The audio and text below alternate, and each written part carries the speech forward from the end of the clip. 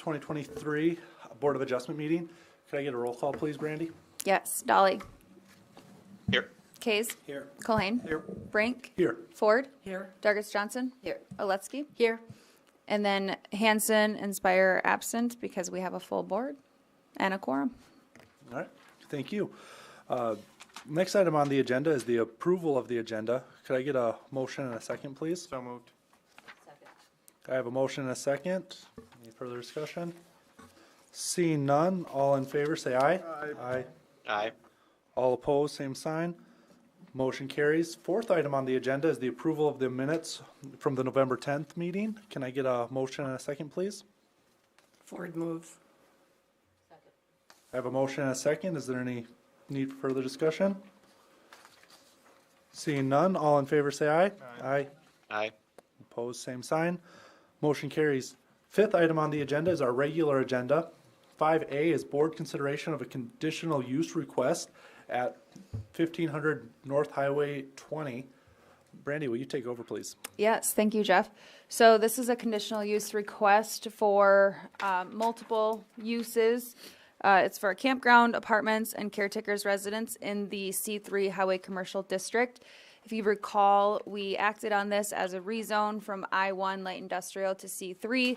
And so now that that has been, the second reading and action has taken place and it was approved by City Council on Tuesday's agenda on January 3rd.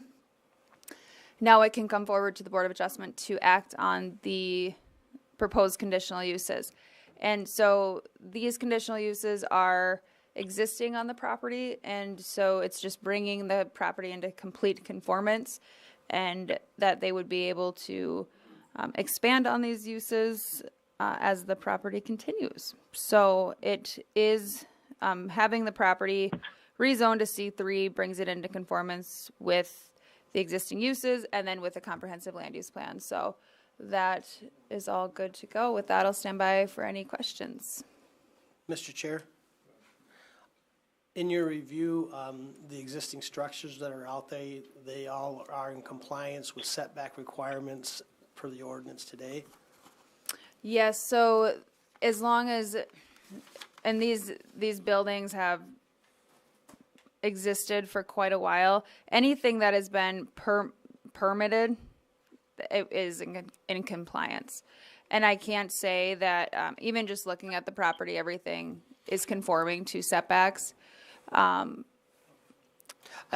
for maybe these, but is that something we would need to take a look at right now? If they weren't, and they wanted to add on, would they have to come in and get a variance, or is that something we could bless at this point in time, that expansion of those buildings would be allowable even if they may or may not encroach? I'm just asking. So it would be at the time, it would have to be by variance. Okay. And so if they needed a building permit right now, it would, they're legal non-conforming, grandfathered, whatever, what have you. But if they came in for an additional, for a building permit to expand and it was non-conforming, or it did not meet our regulations, then they would have to come forward for a variance. The reason I was, the one building there that you've got the Q stick on looks relatively close to a side yard. Mm-hmm. Because there's a larger side yard requirement in the C3 zone. Yep, 20 feet. And so the building would be considered legal non-conforming regardless, even with the rezone. At the time, if it were destroyed or replaced, removed, whatnot, then it would have to conform to the 20-foot side yard setback. Okay. Whatever, if it were a new building or this building. Or if I wanted to expand to the east of that building where it wouldn't be further encroached, that would be something that we could consider. It still would need a variance because you're expanding a non-conforming use. Actually, it would not be expanding the setback. It would be meeting the setbacks. So it's just a non-standard kind of an expansion. Yep. Okay. Just wanted to make sure I understood. This is Ford. I had a couple questions. On their application where it says refuse and service areas, it says city service exists and will not change. So are they using the city service for refuse? For garbage collection? So they would be served by a commercial hauler. Okay, so they are. It's not a city service for garbage like they've stated on their application. I'll open the public hearing and ask you to state your name for the record and speak in the microphone so people online can hear. I'm Hank Rosso. I'm the operator manager of the property.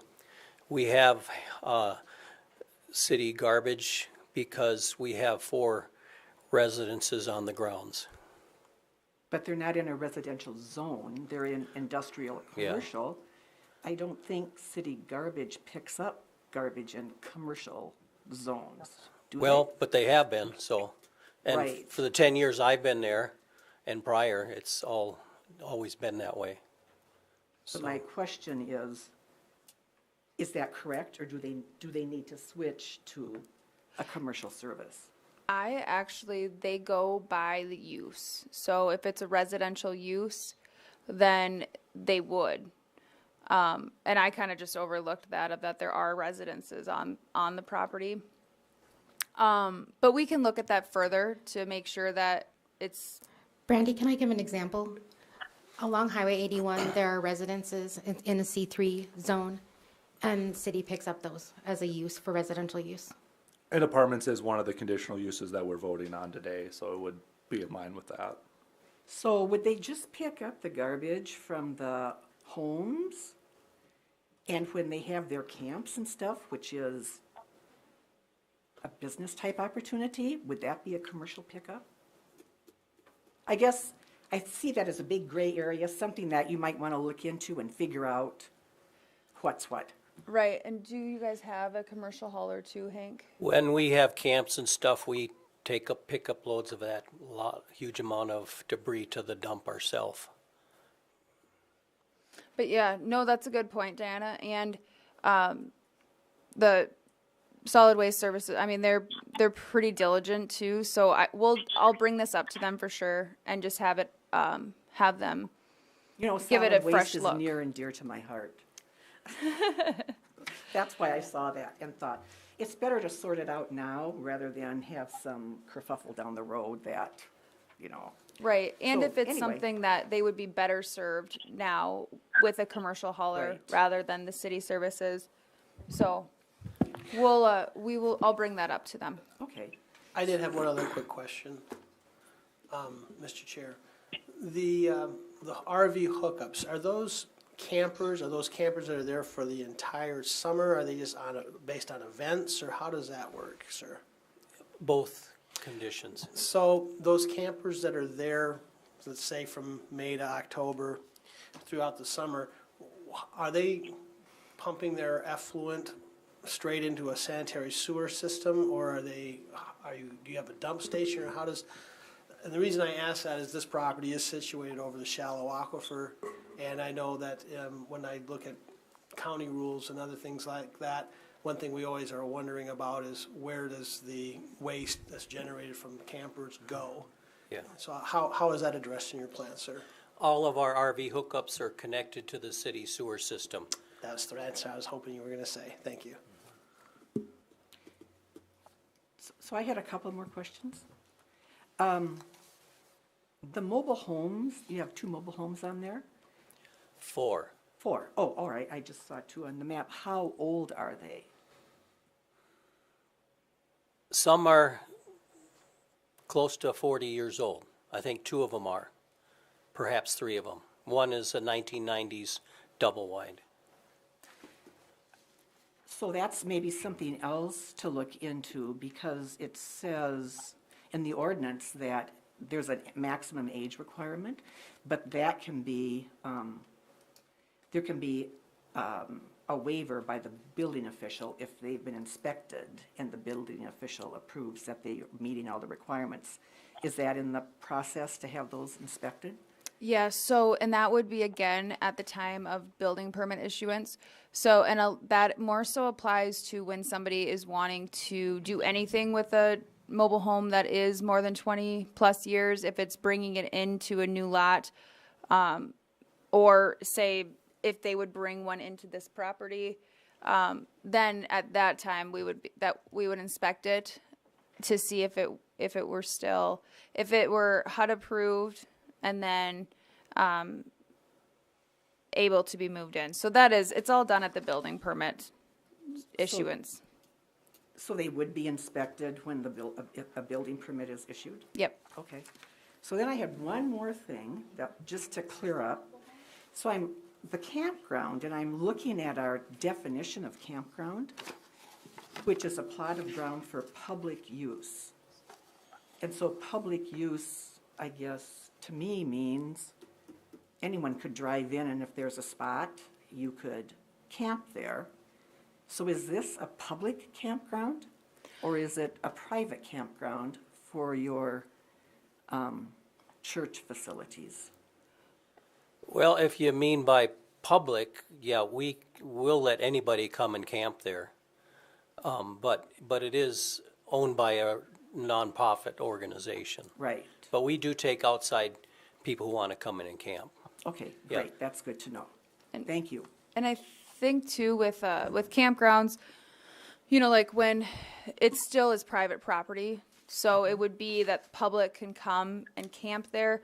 If it were a public property, like the city park, city campground, that's where it is more so open to the public, but still you have to reserve your camping pad and whatnot, so.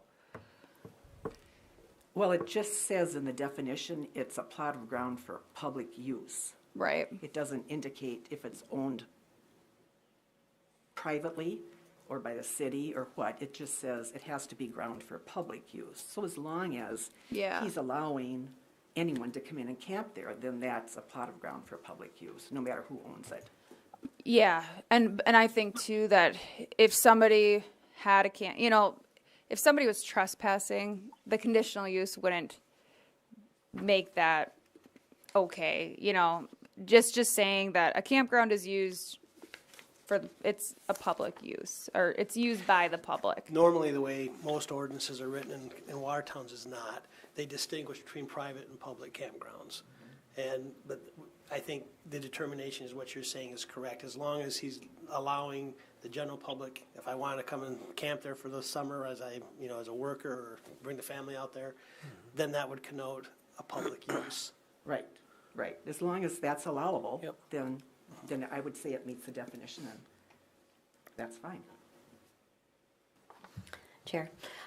Brandy, is this surface going to be hard surface? And if so, is there, this is commercial, so what are we doing there? So at the time that they would need a subsequent building permit, then they would need to hard surface the access to there. Well, the whole circular drive that I'm seeing on the map would be Depending on hard? where they needed access to. So it wouldn't necessarily require that it all be paved or hard surfaced at the time, but say that they were wanting to add another mobile home in this vicinity, then they would have to make sure that there was paved access to the public right-of-way to that location. But again, it is still grandfathered. Yeah, So basically, when we're issuing this conditional use permit, we are taking what they have. CUPs, lots of times where this usually a bare piece of ground and they're going to build it to a certain thing. We're bringing this piece of property into the city limits and zoning it a specific way. And so we're taking what it is. And then when they need something from us down the road, that's when we can exact our pound of flesh. Well, and because this one makes it, it's difficult because we're bringing it into better conformance. It already exists this way. Yeah. And so then now rezoning it from I-1 to C3 is better. And then doing the conditional uses for what's existing. And then each time, though, that something, because before they couldn't even ask for anything, so we couldn't even bring anything into conformance. So now, this way, at the time of building permit issuance, then these types of requirements can be brought into compliance to meet ordinance. Yeah. Right, so I guess I'm kind of following Diana's lead here with just asking some questions just for, everybody's knowledge. So snow removal now is done by city? We And do it's- our own snow removal. Okay, and it's gonna stay that way then? Yeah, it's all private property. Okay. All right. May I ask a question? Yeah, can the applicant ask a question, Chair? Mr. Chairperson, if I'm understanding this correctly, if we were going to add a cabin like at the south end of the grounds, we're gonna have to pave that road down to there? Yes. Yeah, and depending on which, you have two accesses, so whichever one is closer, you would have to pave from that one to there, or choose to do the other one.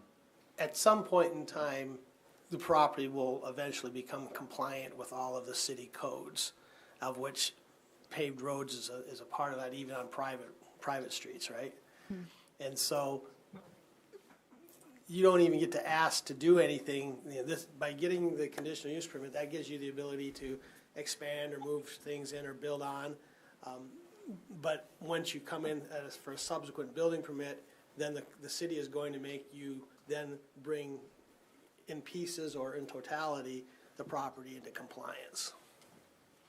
And that is, it's, parking, loading, and access is required to be hard surfaced.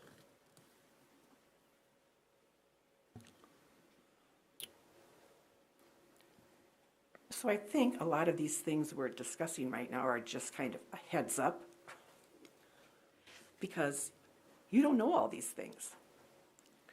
And so it's good to know that, what you need to anticipate before you start on a project, and then you're surprised. May I ask another question? Yeah. If I could ask also then, because for us to pave from Highway 20 to the south end of the grounds, I can imagine that would be tens of thousands of dollars. So before we could add on a cabin or anything, we would have to pave that entire area. So the way it would work out is you would go to the city and say, I'd like this building permit, and they would lay out all the rules and requirements. And either you say yes to all of them, or there is a variance process in which you can apply for, it's in front of this board again, and then, here, we would have another meeting like this to see if that variance would be granted or not. So, I mean, there is a process, it's not.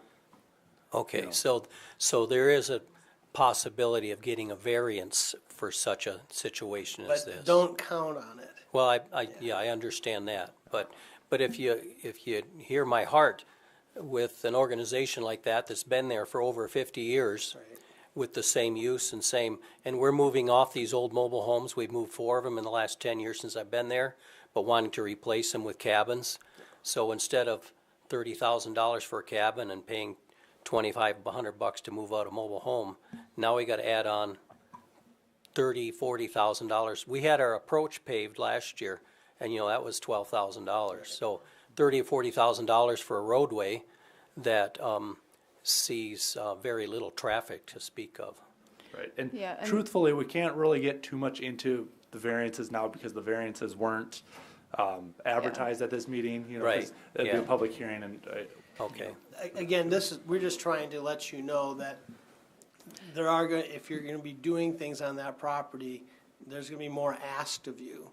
And whether or not the city imposes all those requirements is for this board or a subsequent board to address. And that's what, staff can discuss further with you too. And is a crushed asphalt covering considered hard? I'll follow. All right. Give me a call tomorrow. and The I can issue answer really those here, what questions. we're asking here is, for you even to ask to move a trailer in, you Yeah. can't even, or a campground, you can't even do that without this action going forward. So, Okay. we're not adding anything onto the action other than saying that if we approve this today, then you have the ability to come and ask for a building Yeah. permit. You don't have that today. Yeah. And so we need to jump through this hoop first, Okay. and then the hoops will get smaller and smaller as we move forward. Thank you. The public hearing is open. Is there anyone else that wishes to speak in favor or against this item? Seeing none, I will close the public hearing and ask for a motion and a second from the board. So moved, Colleen. Make a motion to approve. I have a motion and a second. Colleen. Is there any further discussion? Seeing none, we'll do a vote. All in favor, say aye. Aye. Aye. Being this is the Board of Adjustment, don't we usually do a roll call vote?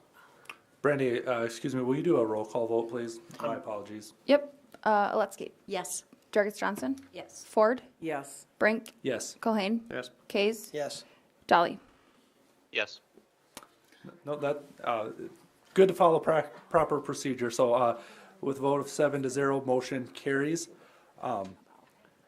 Moving on to item 5B is board consideration of conditional use request at 712 42nd Street Northwest. Brandy, I'll have you take over. Yep. We'll touch base tomorrow. You're good. Yep. Thanks. Okay.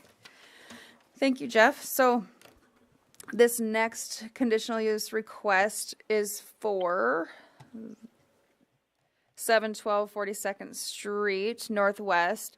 And this is also, we recently, the Plan Commission recently recommended approval for the annexation and zoning of these existing storage units along 42nd. And then the City Council approved the annexation and zoning on the January 3rd meeting. And so again, pre-existing use, they are asking for it. So it was annexed and zoned as R3 multifamily residential.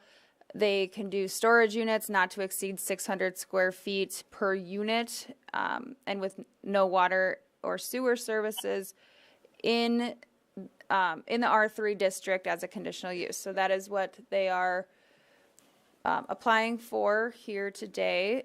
And again, all of the requirements, so they're recently annexed and zoned. So the city requirements have not been administered for this property at this time, and those requirements would come forward at the time of building permit issuance. So if they want to do anything new to this property, then that's when that would happen coming forward. Would you explain what some of those requirements may be of the applicant in the event they were to get a building permit to expand?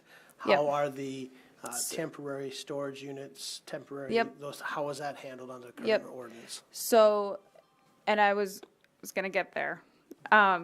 So they would have to do, as far as detention requirements potentially. Now, also, this was developed pre-2008.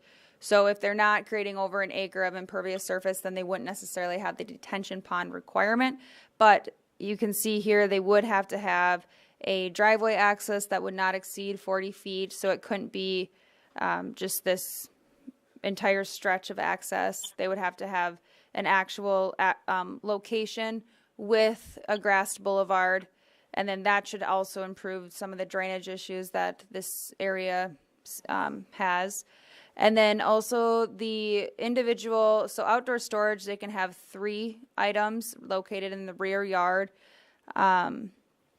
That also needs, and then any outdoor storage would need to be fenced as well.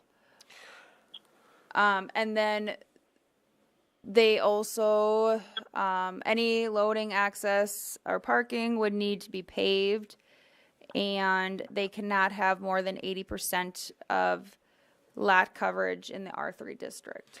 Does the 80% include driveways and as far as impervious surfaces, or no? It doesn't include sidewalks or driveways. Let me verify. Yeah. When they're it's outside been a of long the, day. when they're in the right of way, because most sidewalks are in the right of way, but the portion of the driveway that's on the property does, I believe. So I feel like Todd looked it the other up. question on the current number of temporary storage units that are out there, do we as the Board of Adjustment have the ability to attach conditions that those things are temporary, so there is no permanency to them at this point in time? There's no vestedness in those, that they could be removed or restricted to the 3 that you're allowed to at this point? Could that be a plausible condition to be attached to the permit? Yeah. Because it, technically, we could go out there as code enforcement today and ask that, that it has to be removed. So the fact that you're asking for a conditional use, it's more so it brings it to light. Okay. And that those types of situations, that can be brought into conformance. But, we do it, code enforcement on a complaint basis. So even if you didn't attach it as a condition, we can definitely let Terry know about getting in touch with them. Terry Ingalls, the code enforcement officer, to bring it into conformance. The annexation and zoning will be effective 20 days from Saturday. Right. And then the maximum allowable amount of lot coverage shall be 80%. So no, I was referencing a different But with reg all there. the roof lines and the pavement, that's, if they have to convert all that, have we done any calculations to see, is that even, will that exceed 80%? They'll have to also reestablish the boulevard, the grassed boulevard, Okay. when they take out that running. So that would Yeah. maybe make up for the difference? Yep. Okay. I will open the public hearing. If there is anyone that wishes to speak in favor or against this item, please feel free to approach the mic and state your name for the record.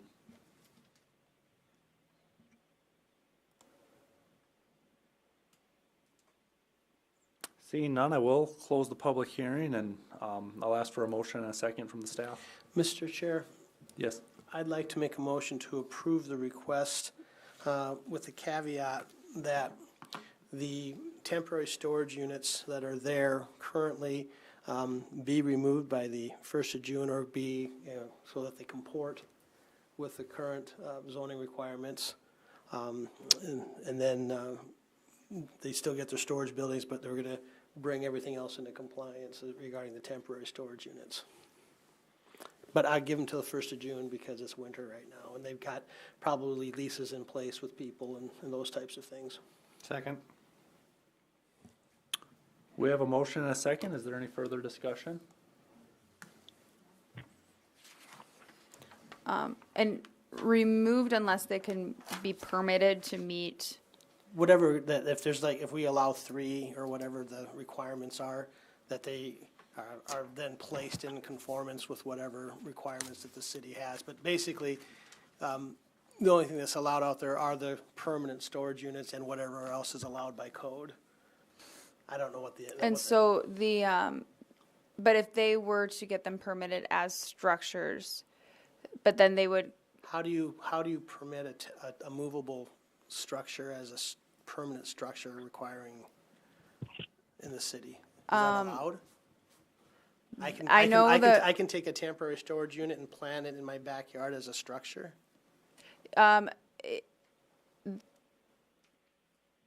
if you, I know we have examples of it. Gosh, it's been a very long, short week.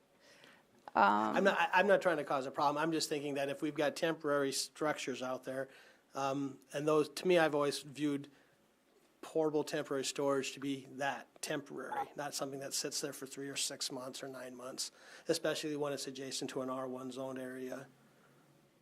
And so I will leave it to staff to sort that through, but my intent would be is that those temporary storage units need to comport with the city's code. And if they can get a building permit to store a temporary storage unit there in a permanent state, I guess if the code allows for it, it does. But if it doesn't, then they've got till June to remove them or come in compliance with the city's codes. Okay. All right, so there's clarification on the motion. Are you good with the second? Okay, good. Are there any other questions from the staff? Can I just add? I looked up here too. So this is technically a commercial use then, as the contractor or storage units, and so outside storage may be permitted if acceptable screening is provided and approved by the building official. So that's where, as far as if in a residential district and residential use, then you can have 3 items stored outside. And then in the commercial district, as long as there is appropriate screening that is approved, then But it goes by use.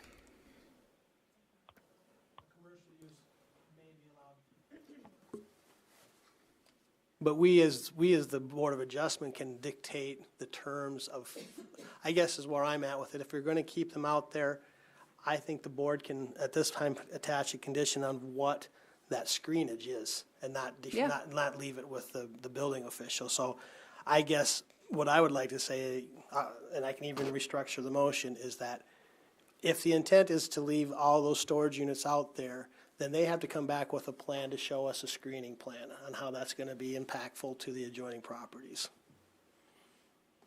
Second. Yeah, that was gonna be my question is, okay, now we can put the portables in the outside storage. Well, I'm just saying, if staff is telling us that commercial temporary storage units can be used as a commercial storage in an R3 zone, and used, and we have purview over screening as a Board of Adjustment item, then rather than leaving that to staff, I think that can come back to the board, and then we can let the neighbors decide whether or not what they want for. Yeah, and I was not insinuating that. No, I wasn't I accusing was it. saying that those would need to be permitted, the actual storage, the portable storage units. Right. So if those could be permitted, but there are setbacks. So I'm not intending that they can store as many back there if there's screening. So it's more so of the outdoor storage of, Boat docks or whatever. yeah. So, but, I'm you not want to trying, just I'm not trying. restate, Yeah, do you will you understand? restate your motion just so, My motion would be to state that the portable temporary storage units that are there right now may continue to stay there as long as they comport with the city's codes. However, if they are going to be required to have screening, that the screening be determined by the Board of Adjustment and not the building official. So they would have to come back before the board to talk about screening. So staff will be able to work with them on placement and setbacks and those types of things, but when it comes to, if it's on the one side of the property, it maybe only needs a little bit of a screen. If it's on someplace else, we might want trees planted. I mean, it's just, those are, and again, just primarily because of the location of where this property is in reference to the other existing and proposed uses out there.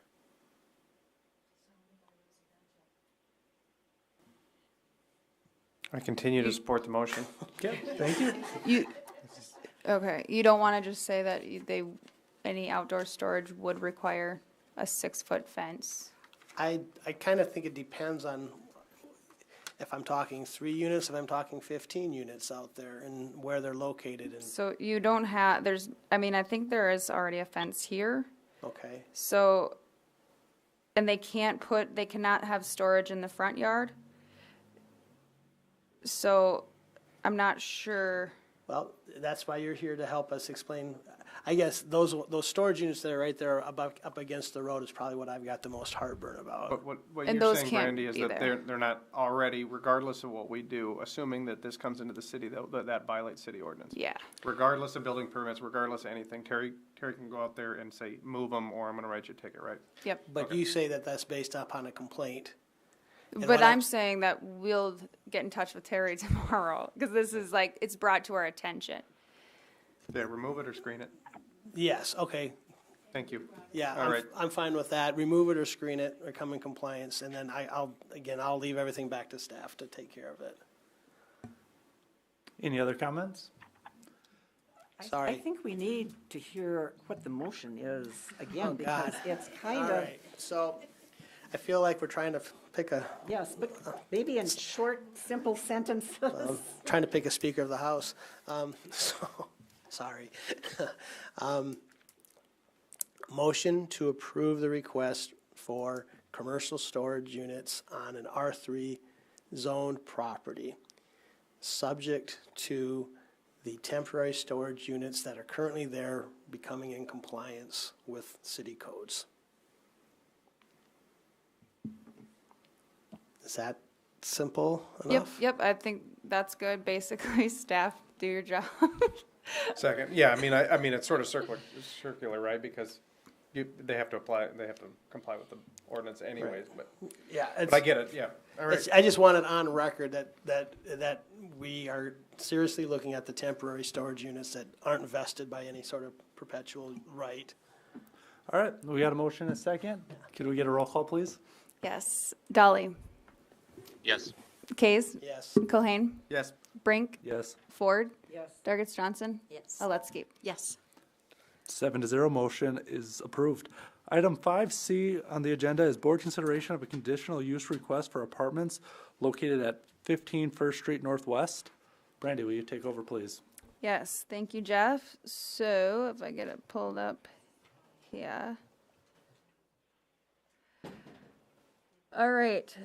So this is a conditional use request for just what Jeff read of that to add apartments on the main floor of at the rear of a commercial building. And this is located at 15 First Street Northwest in the C1 Community Commercial District. This is the Marketplace project, if you recall, and previously it was before you for a conditional use on October 7th, and that was to allow for the mixed use of commercial on the main floor with residential above when it exceeds 4 units. And then a building permit was issued for the project on December 3rd of 2021, and construction is currently in progress. And so what this conditional use, before it was going to be commercial on the first floor, and then there is parking, underground parking. And so now what they're requesting is that they add 7 apartment units on the main floor in replacing some of the commercial space. And so then total, something that we always want to keep in mind when reviewing apartments in the C1 district is the off-street parking requirements, which they will still be met. The requirement would be to have 69 residential, or no, there will be 69 residential units in the structure, and which 63 are required and 68 are provided, and that is off-street between the parking garage and then the courtyard area. And then just to clarify on it, in the rear of a building in the C1 district, so this property has double frontage with 2 alleys. So really, if we go front, their access would be, and Eric Scott, the owner and developer, is here so he can clarify, but you can see the access would be coming from, in essence, the rear or side of a building, but it makes it difficult because the conditional use is so specific. But really, it's just that you're not having your apartments accessing directly into the street, the public right-of-way. So with that, I will stand by for any questions. Mr. Chairman, I have a question. Are they going to change the outside look of the main floor? Because right now it looks like it's all going to have like office-looking windows. Are they going to change those into where it looks like apartments? I think if you open the public I'll open the hearing. public hearing and ask the developer to come to the microphone and state his name for his record, please. And Brandy, this is Lane with HME Companies. I'm present as well on the phone, and can speak to that if Eric prefers not to. So, Go ahead, Lane. yeah. So if Brandy, I don't know if you can share too with on your screen kind of the renderings that were provided as well. And so, knowing that we are in the downtown district and originally had intentions and still do somewhat have intentions of trying to lease commercial space. We've actually designed these residential units to still retain that commercial glazing that you typically see at a commercial frontage. And so trying to keep it as consistent with the design that was approved and, obviously the neighboring properties as much as possible, while also maybe allowing the residential use on the main floor as well. So it will look and feel like office retail space. while also acting as residential on the inside of the building.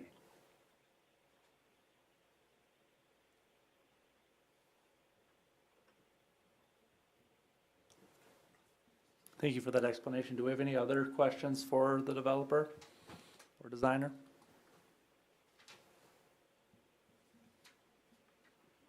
This is Ford. I have a question, and I'm not sure who I should address it to. On the one picture, this ramp that's on the south side of the building, is that on the public right-of-way? Yeah. That handicapped ramp? There's two colored, or this picture right here. This picture right here. Did we do an agreement? With the people walking, is that ramp, excuse me, I'm getting over pneumonia, so my voice is kind of weird. Is that ramp on the public right-of-way? It is. We did an agreement, yeah. I believe it is, but I also believe that we have a right-of-way encroachment agreement for it. We had one similar with, in these downtown projects with the lofts, how to get the grades to work out when you're doing new construction downtown, that sometimes that's required, and so that's just really acknowledging that it exists, that it's there, and that it's really to make the grades work out. And there's no setbacks in the C1 district anyway, right? Right. Theoretically, so that public space could be used, it's still a public space that's being utilized to access the property. And it's not typical that it would be used, but in these downtown circumstances, we've run into that. Just from an So, ADA did that compliance. come before the board, or was that just administratively approved? What was that process, Brandy? Yeah, let me find the agreement. And the previous building official was probably spearheading that. Aren't the ramps generally like 4 feet wide, or are they wider than that? Required to be wider than that? And the sidewalk is what, 6 feet wide? I mean, it takes, Well, I think and it that's the takes up thing is- more of the sidewalk than it Yeah. looks like in this rendering. That they are required to meet the ADA compliance, which is, and that, 5. And so, and that's where, through the plan review, as staff does the plan review, I mean, it's a requirement. And so that's where in situations like this, if it's something that we can allow and we still have sufficient passable space for the public on the sidewalks, because they are So wider. What is the passable space on the sidewalk here then? Hopefully 5 feet. I mean, I have to confirm that. Okay. And so my question also is, who's responsible for accidents or injury on this ramp? Is the city responsible? Is the developer responsible? That's what the agreement Right. spells out. Because I'm just thinking, if that happened on this side of the building and we weren't aware of it, what might happen with this new conditional use that we might be surprised about? Like, if I look on it here. Oh, okay. Like, Pretty rare that a city would be held liable for something like that, even though it's in the public right of way.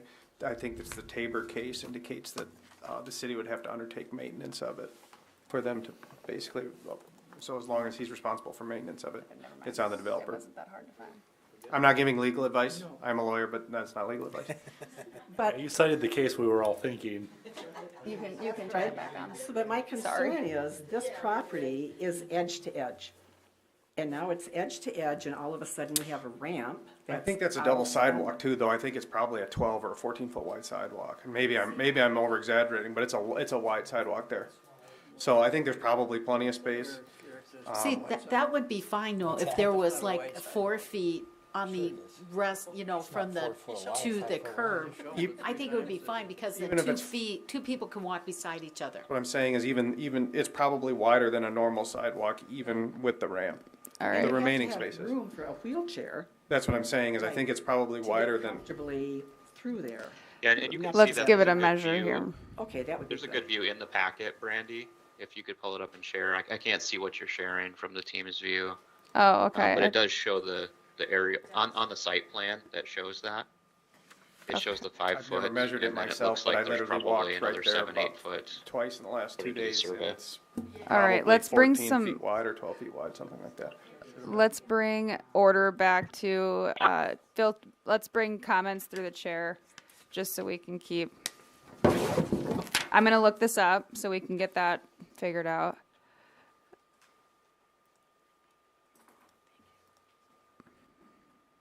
Okay, where is it? So this encroaches, the ramp is 5 feet into the public right of way, and then you can see that there is, so if that's 5 feet, there's sufficient, yeah. And 5 feet is what is sufficient to be passable, so. And we do have an agreement that, and this is the terms of it that is recorded against the property. This is the standard agreement, that makes it aware that it is an encroachment. And so And this is a business accepts all risk and responsibility of the encroachment and agrees hereby to defend and indemnify the city. So all of those things are handled. Great And question. this isn't the first encroachment, that we've had in the downtown district, like I've said. So is there any expectation that there might be any more of these on any other side of the building into the public right-of-way, since it's got 2 frontages and 2 alleyways? Colin left, but if I remember right, no, there won't be. The other side of the building is 3 to 4 feet higher than the side of the building where we had to encroach. So that's what required that ramp.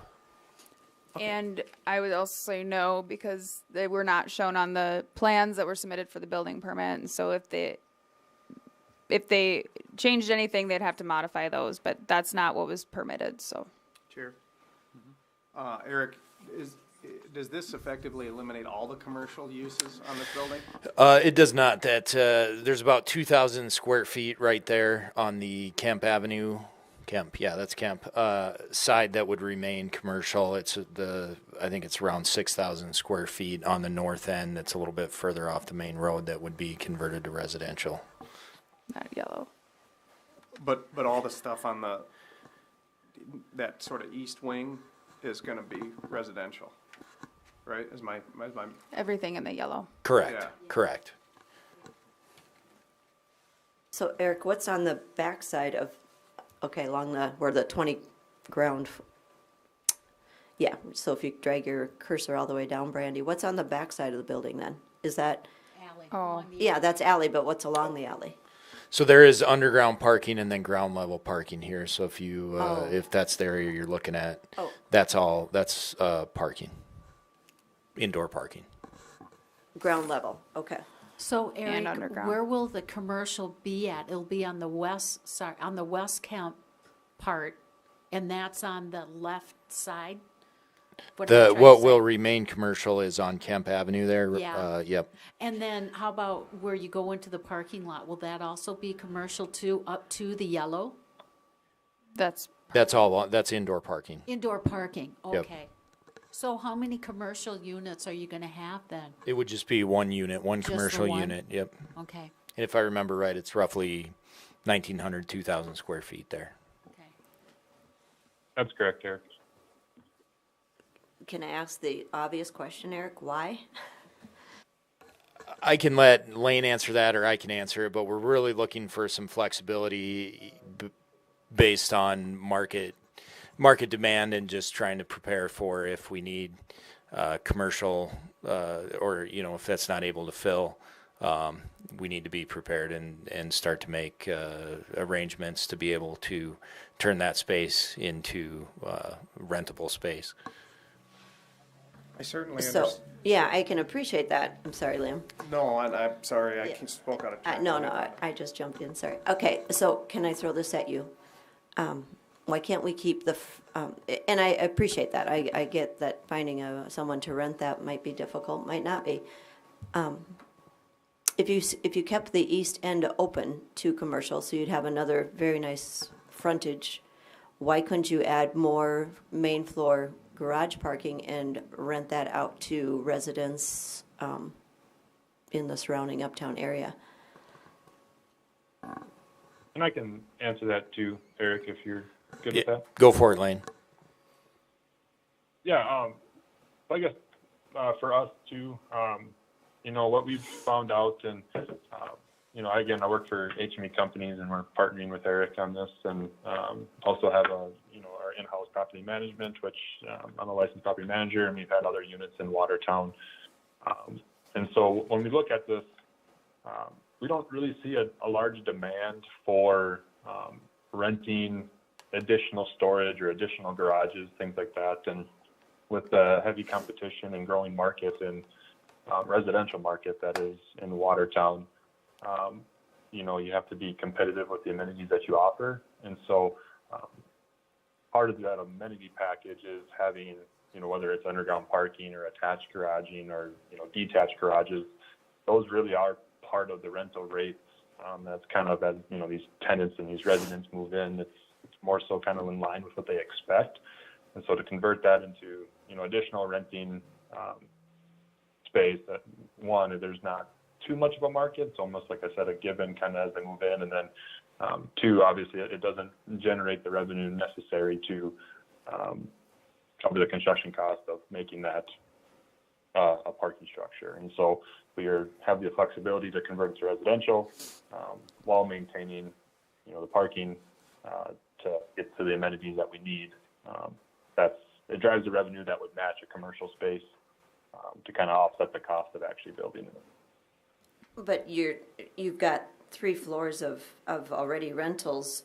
I mean, what's the assumption that you'll fill the main floor first and then work your way up, or fill the 3 floors above and then fill the main?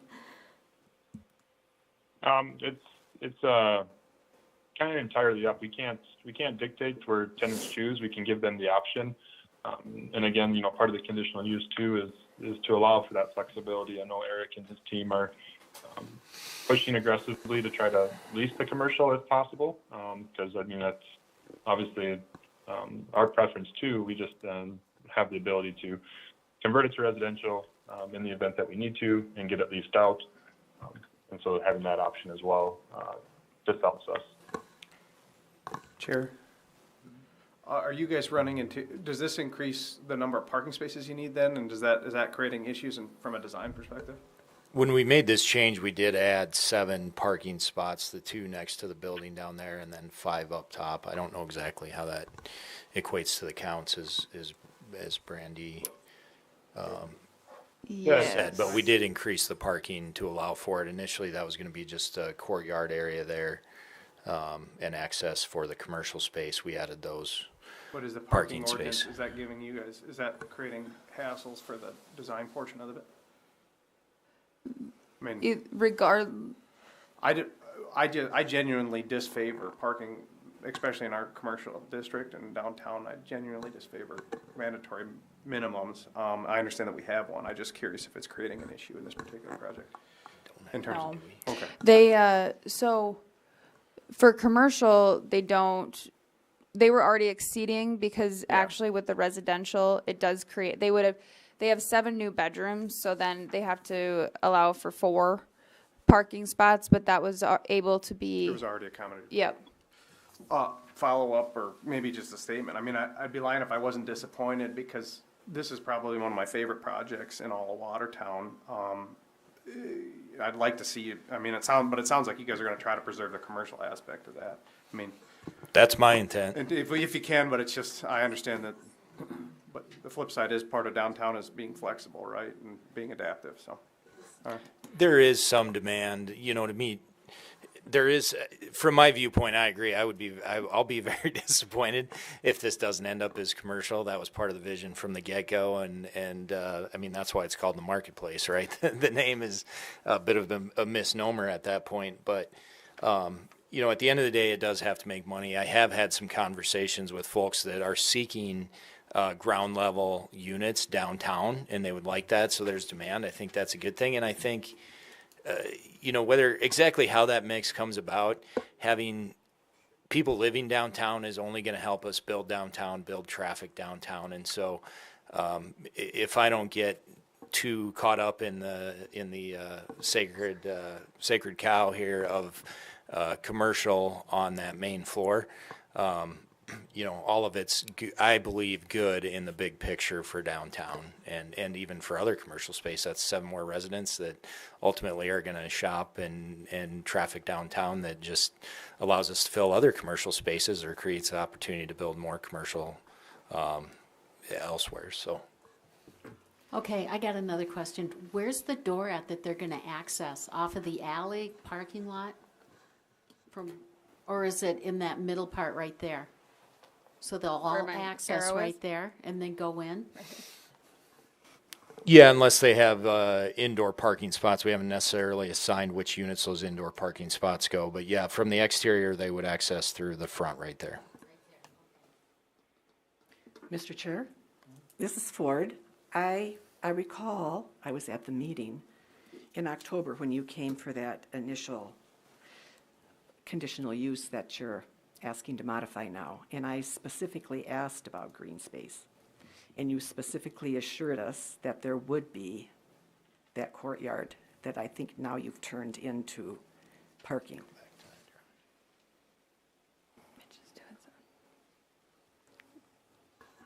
Correct.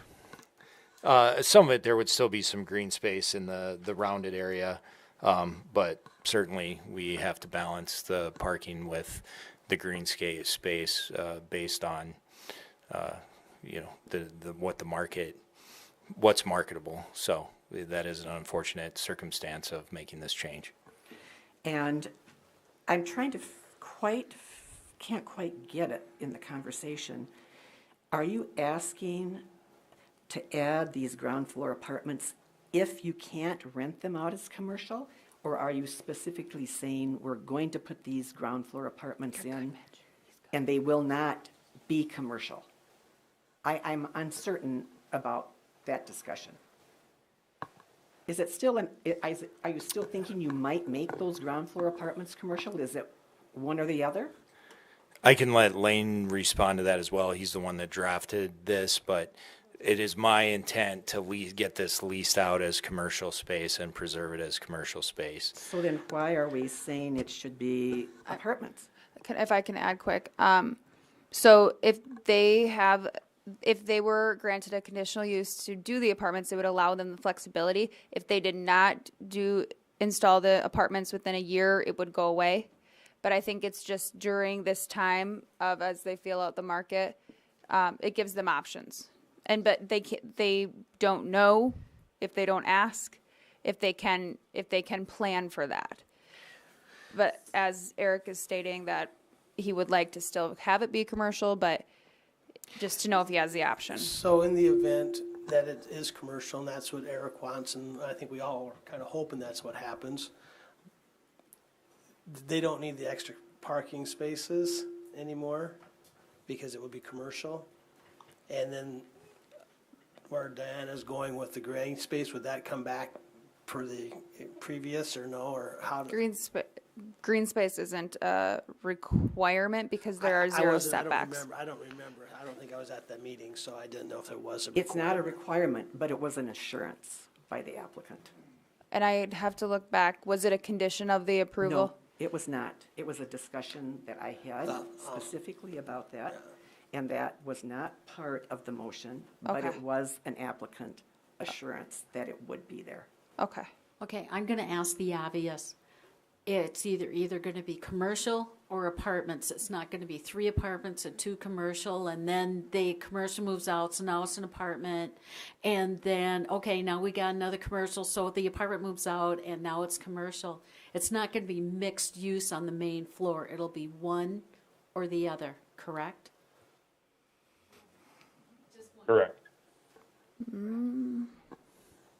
But one end will be commercial, No, I'm saying on just this end, it won't be 3 apartments and 2 commercial, and it won't go flip-floppy back and forth. It'll be one or the other. That would be my thought. well, that but this let's is what's see being- what the applicant's assurance is, since I'm a little But since the doubtful about that assurance, right now. I mean, but as far as how, like, administering it. I'm just saying that the assurance, well, let's, Well, fair enough. We're here asking your permission, Diana. So that we're getting a conditional use. So you still have the opportunity to vote no on this, Right. if that green space is a condition in your mind, and if you feel like we're reversing on that assurance. In development and what we do, we invest a lot of money up front just to get designs and things done based on where we think things are going to go, what we think is going to happen. This all started pre-COVID. That's caused a lot of disruption. In order to continue to operate our business and be successful, we need to be flexible in how we do things, and we want to do that and do it the right way and preserve things. But this is what we're asking for, is flexibility, and there is a conditional use required.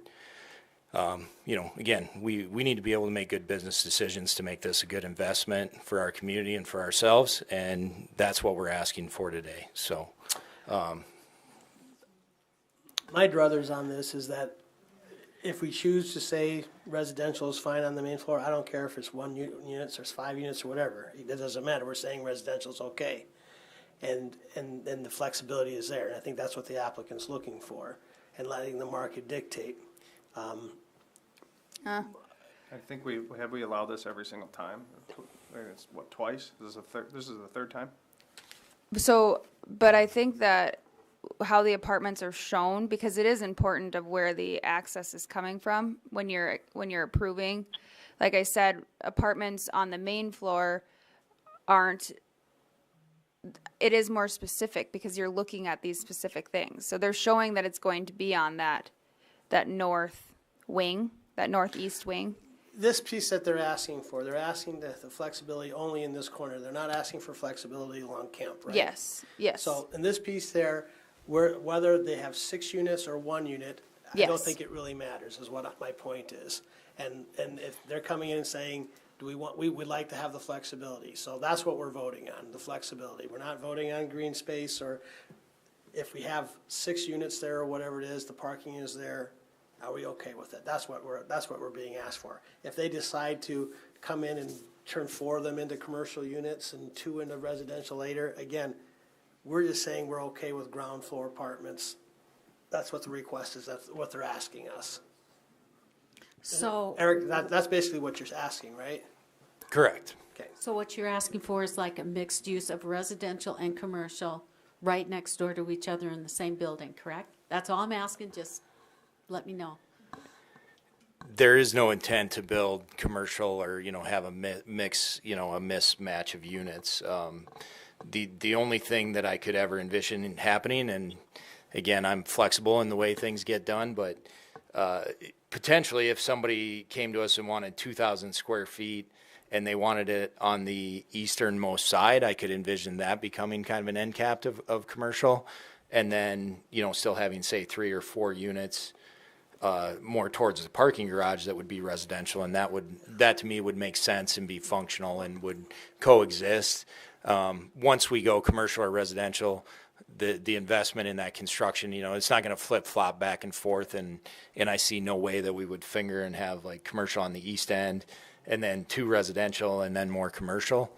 You could even see commercial on the one end, and then just one large caretaker residence living next to their commercial use. Yeah, theoretically, but I would say if there are conditions that you have that are a condition of this approval, that entire space is residential, then put those down as a condition and not a assertion or because there's intention, and then there's kind of being flexible on what happens down the road. So I don't care. I mean, do what you want with it. No, this is all really good discussion. The public hearing is open though, and I do want to give anyone else an opportunity that may wish to speak in favor or against this item.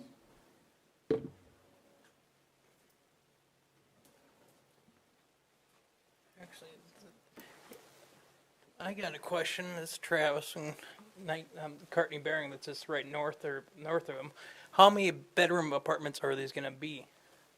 The bedrooms are broken out by the city ordinance per their parking space requirement, correct, Brandy? So that Yep. they have to have enough parking spaces per bedroom, if I'm summarizing that correctly. So Okay. whether they want to do a 2-bedroom or a 3-bedroom, they have 68 parking spaces total. Yep. What I need to know. Thank you for the question. And I think just to clarify that previous discussion, so the apartments would be approved for this area, but commercial space does not need a conditional use. So however that was intermixed, obviously they would make business decision on where it makes sense that there would be cohesiveness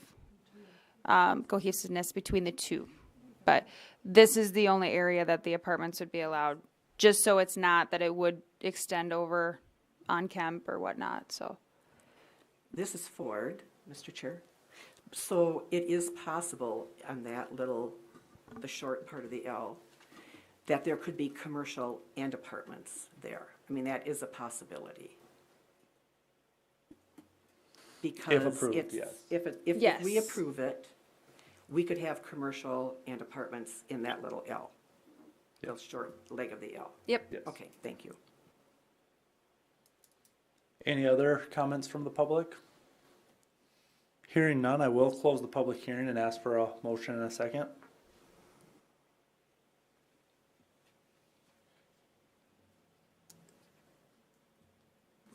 I'll make a motion to approve as requested. I'll second. We have a motion and a second. Is there any additional conversation? Diane, if the, chair first, yeah, if the courtyard green space is a stickler for you, perhaps maybe you'd like to amend it or try to move to amend it to include a condition. Is that an appropriate condition? Such that if these are not residential spaces, if they are preserved as commercial spaces, ergo not requiring as much parking space, ergo then you could, so that could be, you understand what I'm saying? Yes. And If these yeah. survive as commercial spaces, the condition being that the green space is implemented or something like that. As it was in the original plan. when- Correct. That is not currently part of the motion, but if Thank you. that changes your vote one way or the other, that's certainly an option. I'm just saying for your, Yes, I would like to amend the motion to include that. Thank you, Liam. I have an amended motion. Do I have an amended second? I'll second that. Okay. Now, I got a question. This is just wondering, didn't they get a TIF for all this? Would this affect the TIF at all? That's what I was waiting for him to acknowledge. I don't believe that conditional uses affect the TIFs. So TIFs are an agreement on how taxes will be paid back over time, not necessarily which, but I'm not sure which uses. The valuation of the project is the valuation of the project, and the TIF is paid based upon the valuation pre and post development. That's what I tried to say. I was just wondering if TIFs was based on, because that would be commercial and then off of Kemp would be commercial. So if you changed the plan, if that would change the TIF. I'm just wondering. I'm not arguing. Possibly it could, but in the end, the developer is still responsible for any outstanding balance that the TIF doesn't get paid over the course of the time. So let's say we go 20 years and there's still an outstanding balance, and it's the developer's responsibility to pick up that cost. I prefer that being Chair. courtyard, but I figured we were gonna get more resistance on parking than on trees, so it's like. so a motion and a second, so we vote on whether the motion is amended, correct? Before we vote on the motion, up or down?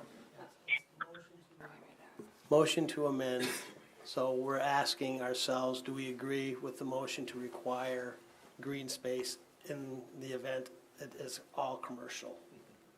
Yes. So we'll have to vote twice. First one is to approve the, yeah, like you said. But you had another question, Bonnie, before we vote? Okay. Or Rhonda, excuse me, I'm sorry. All right. So we're voting on using the amended motion. And would you just restate that? Diane, I'll let you If restate. the if there's commercial property there, which affects the parking, the green space that was discussed at the October meeting would be reinstated.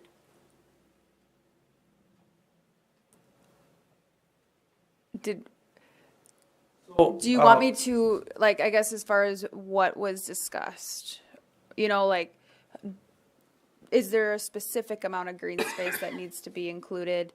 Or what exactly, because Well, I don't we- recall the plan having, There were parking spaces that were green space that were added, I think.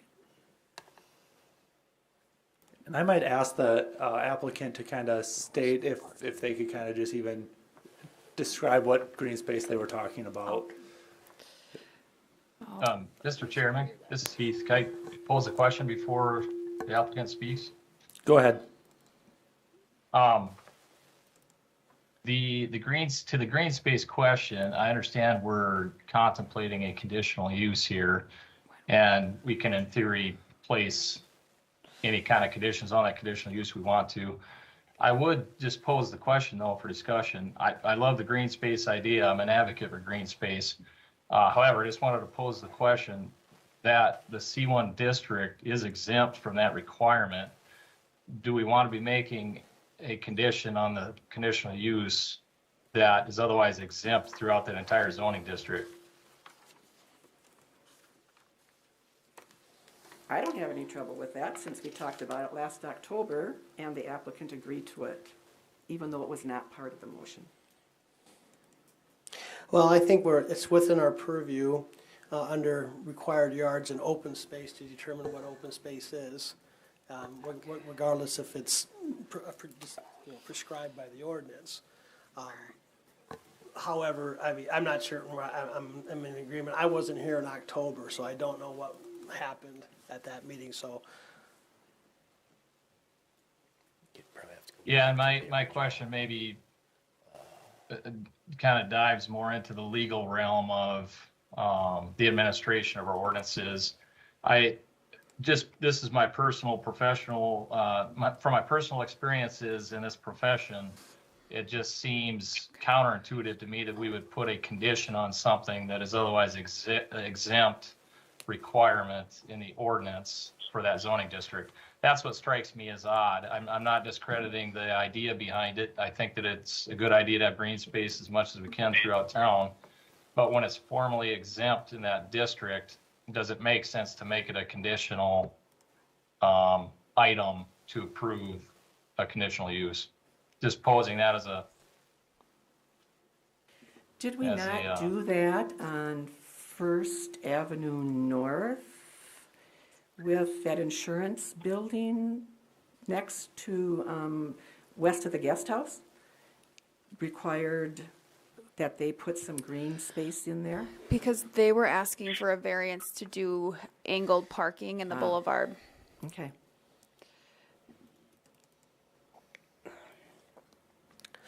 Mr. Chair, the motion is still before us. Yeah, I do think it is before us. Well, I think let's go ahead and vote on it. Brandy, will you do a roll call, please, we're voting on the amendment, so. Yes, let's go, Aletsky, Yes. Dargis Johnson, Yes. Ford, Yes. Brink, No. Colhane, No. Kays, No. Dolly. No. So the amendment fails. So now the next item is actually the original motion to approve the proposal that's in front of us. As requested. As requested. Brandy, would you do a roll call vote for that, Can please? Or- we discuss that a I'm little sorry, bit? can Yeah, we, sorry. further discussion? I just, where I think what another apartment that we were in discussion at some point on this board with the apartments on the main floor on First Avenue, northeast, across from the classroom connection up over there. There are apartments that, Them red buildings, my office used to be there, and they made those into main floor apartments. and I don't know that we've ever looked into that or shut that down, and I don't know, I think it even was a question of whether having windows in it. I guess we had a request in a building for heated storage, which would, in my opinion, on the main floor, would be better that we keep that frontage to a street downtown that we're trying to beautify and restore. And, you know, I would be much in more agreement that if we can keep that commercial space right on First, and then, you know, I get the cash flow thing. I think there would be we obviously had it requested for the Ace Hardware building for some climate-controlled storage. Would that not maybe suit in between the parking and the frontage being a commercial space? I just think we're setting a precedence here. If we allow it here, how many more requests are we going to get when we are on when I first saw the application, I thought it was on the back alley side of it, that the apartments would be along the two alleys. And so that's why I'm like, oh, that might work. I mean, I still wouldn't have been in favor for that, but at least it wouldn't be on our main street of, you know, downtown facing retail space. So then I see the flip side of that, and I say, I have people asking me all the time for ground floor, handicap accessible apartments downtown. Wow, that would be amazing, right? So I've got two things going on in my head right now, but I think that if we approve this, we're really just opening a box for the next. You know, do we want downtown full of apartments on main floor, or do we want retail space up there? Well, to kind of answer that question, we do allow apartments as a conditional use in the C1 zone. This is before us because it's a mixed use, because there still is some commercial on there. I mean, in theory, they could already ask for apartments in the C1 zone, I believe. Don't have my ordinance book in front of me today, but we don't really, I mean, I think when we talked Yeah. about this before, we don't want them on the main floor downtown. You could do an apartment house. You could do an apartment house downtown, which this would be more inclined to be described as an apartment house, and it would be an apartment above a commercial use. Yeah. It has two That's what I'm saying. apartments on the upper floor and apartments on the main. Chair, yes. as I indicated to the applicant, it's certainly disappointing, but I understand market forces. I mean, I can appreciate that perhaps apartments are more in demand than commercial space. But I would, that being said, I plan to vote in favor of this motion for the following reasons. One, I think that one of the hallmarks of our downtown, of all downtowns, is that they are flexible and they respond to the needs of the community. Unfortunately, the nature of design now, as Mr. Scott indicated, requires a tremendous amount of capital investment. It's incredibly capital intensive. But I hope someday we return to incremental design and changes and adaptation. I think that this is just simply an opportunity, or, you know, perhaps maybe it's not the best option, but in a time in our nation and the economy where maybe commercial space is not in demand, that these places are getting used at the very least, right, and occupied, and it's kind of a horse and cart deal, right? If you get a bunch of people downtown, you will have more commercial demand. So hopefully places like the Pauluses will then also be able to rent out their commercial space, and down the way, right, there's a lot of vacancies currently. We've done a pretty good job the last couple of years with our downtown. I hope it continues to improve, even in spite of what we might be facing on a macro level. Like I said, I would much rather this be a commercial use. I think we all would, but frankly, it's better than it sitting empty. I genuinely have a disfavor of parking minimums. The reason I voted against the green space, I would very much encourage the applicant to explore the green space if this remains commercial and we don't need parking. But I don't want to micromanage the design, nor do I want to discourage commercial, because we could get in a situation where if we make it more expensive for it to be commercial, it further discourages the use of commercial. That's why I voted against it. The last point is we have historically approved these apartments on the first floor. Now, admittedly, those were on rear-facing or alley-facing apartments. But again, I would just defer to my previous 3 or 4 points. Thank you. Chair. Thank you. Any other? Go ahead. So we have how many apartments in the building total right now? I mean, with the commercial space? I'm just going to throw a number, 80, whatever it is. I think this would make 69. Okay. So we have 60 upstairs on 3 floors. So 63. my 63. So I guess my argument to that, Liam, is we haven't filled any of them yet. So who's to say that he isn't going to fill all 3 floors and doesn't need 7 more apartments to make that cash flow?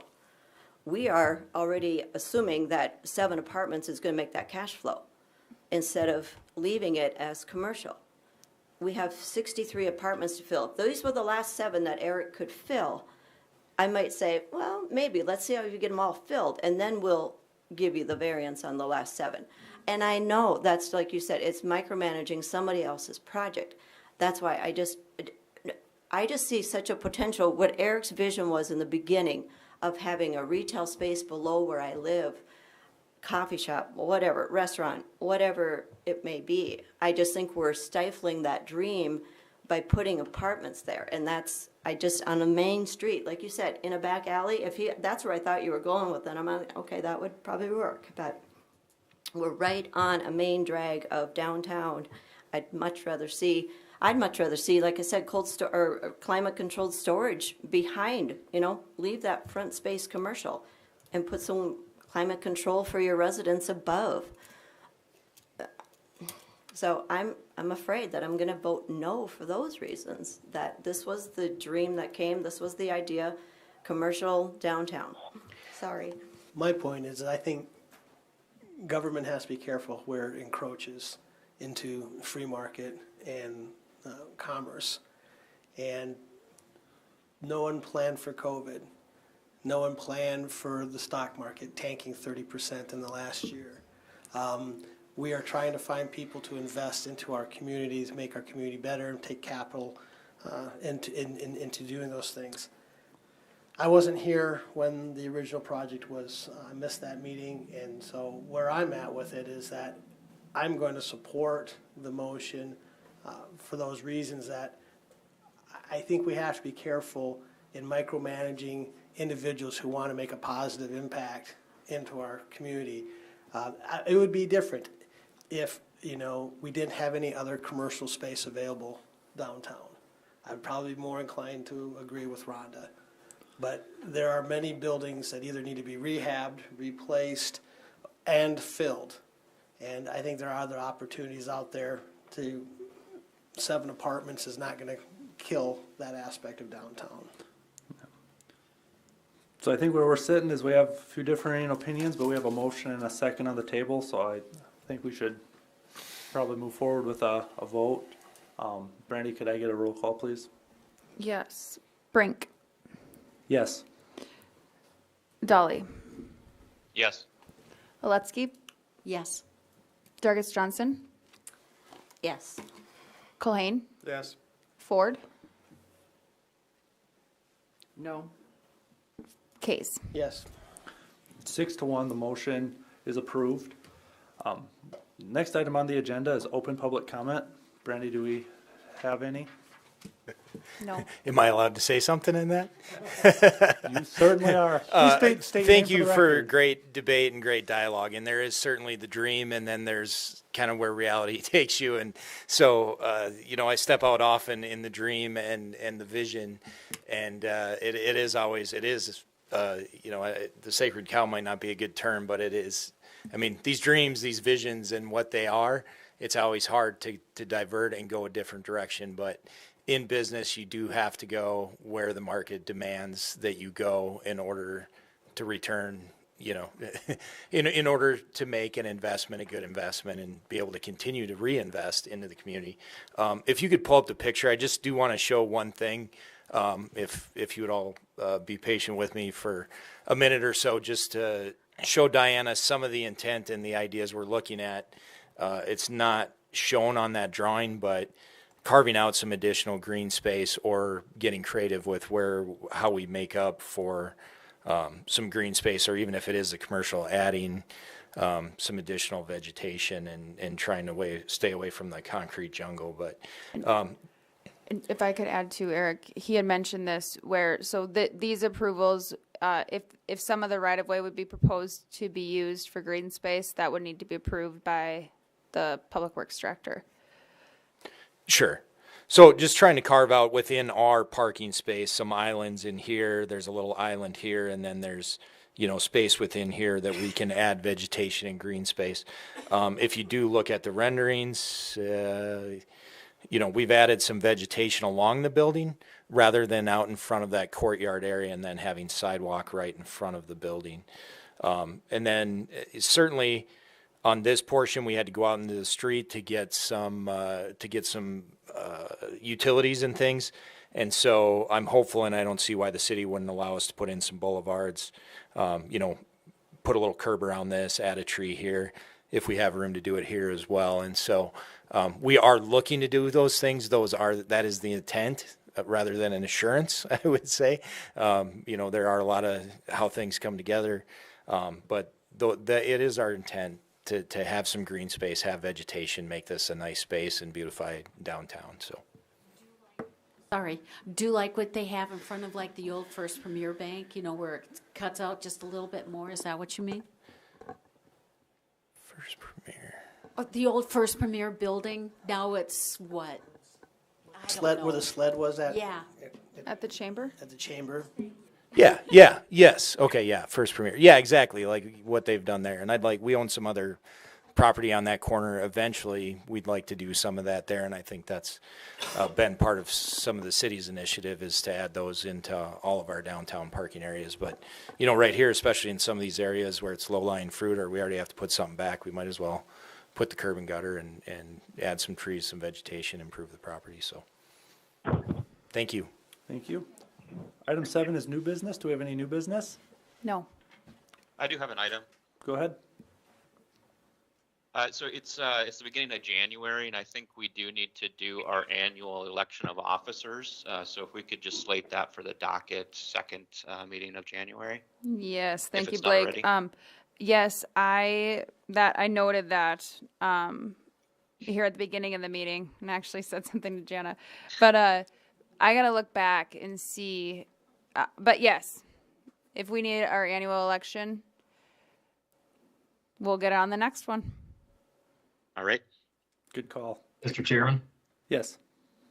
Along with that, I'd maybe just give the board a quick heads up that I know that Mayor Holeen is working with City Manager Mack on citywide board appointments. I know that a couple of your terms have expired and they're kind of just on a continuation basis here. So if you could just bear with us as we carry out that process, and at the appropriate time, we'll let the board members know, for those whose terms are expired, whether they need to express continued interest to be reappointed or not, and go down that path of formalizing all that again. So Your pink slips just will want be to give coming you in an the update mail. on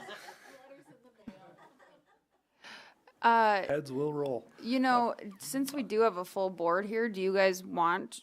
Well, we should know who might be expiring before we vote, Oh, right? and Heath, I did think you there are say? some that are actively expired. So, If there's a major overturning, we can do it we next can meeting, readdress. So, But I think how we've gotten away with it is I think there's a caveat in the ordinance that allows for a continuation of the term. There's some language in there that allows for that, so it's not like it's not formal or anything. So I think we're okay. but who is expiring? I think what Heath is saying is we don't have enough official votes and we have to redo this meeting next meeting because some of us don't count.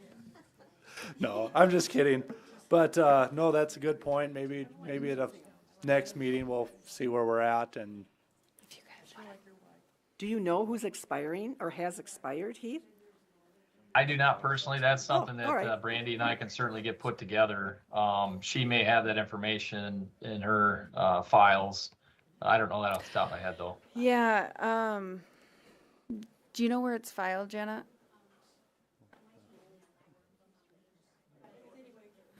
Do you know off the top of your head?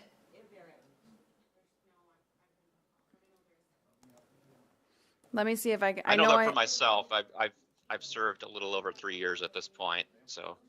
I'm trying.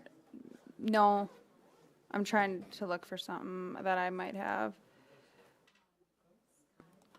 Each term is 3 years, according to the ordinance.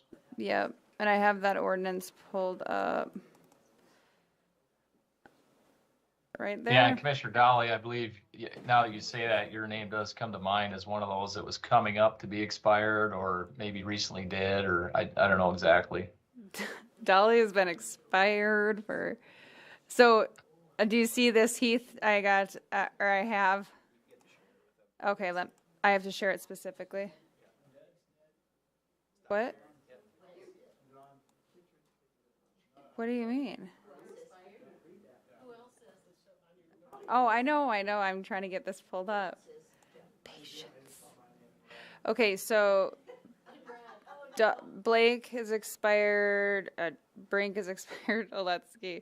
Rhonda, you are good. And so is Liam and Diana and Todd and Bill. So Blake, Bonnie, and Jeff. All right, Diana, well, thank you're you on good. that business. No old business. Can I get a motion to adjourn? Congratulations. All right, I got a motion and a second. All in favor? Aye. Aye. We are adjourned.